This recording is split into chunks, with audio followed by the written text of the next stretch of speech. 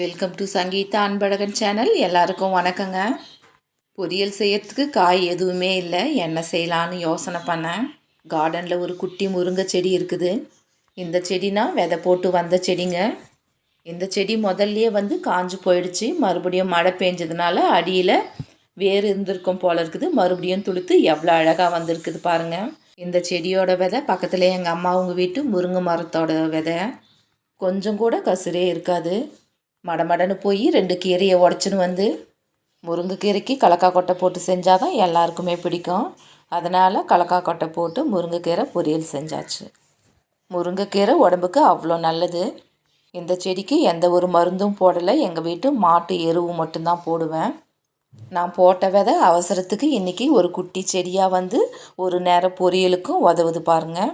நம்ம வீட்டு செடியிலேருந்து பறித்து செய்யும்போது நம்ம மனசுக்கும் எவ்வளோ ஒரு சந்தோஷம். தேங்க்யூ.